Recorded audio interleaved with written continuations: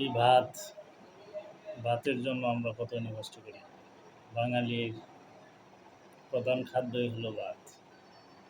এই ভাতের জন্য আমরা স্বামীরা স্ত্রীদের রেখে বিদেশ থাকি, আবার স্ত্রী সন্তান রেখে আমরা দেশের অন্য অন্য দূরের জেলায় চাকরি করতেছি। তাই ভাত নিয়ে আজকের এই ভিডিও। ভাতের যে মূল্য, মানে একটা কথা আছে না যে পেট ভরলেই তো পিঠে সয়। আজকে যদি আপনার পেট খালি থাকে তাহলে পিঠে কিন্তু ব্যথা সইবে না।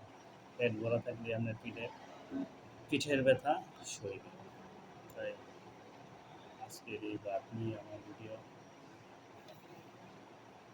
বাঙালির প্রধান খাবারই হলো ভাত। আমরা ৩ বেলা যদি ডাল ভাত না খেতে পারি, আমাদের আর ক্ষুধা নিবারণ হয় না।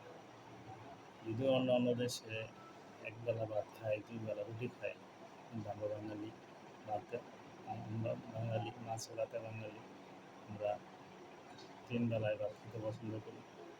যার জন্য আমাদের বাঙালির দেখা যাচ্ছে ৪০ বছরের পর থেকে শতকরা ৮০ জন মানুষের ডায়াবেটিস আক্রান্ত।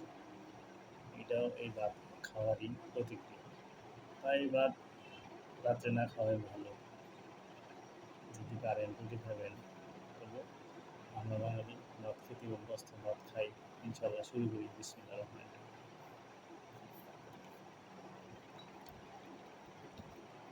আজকে আমরা সবজি, দুধ, কলা, এইগুলি রাত্রে মেনু। ঠিক আছে, ভালো।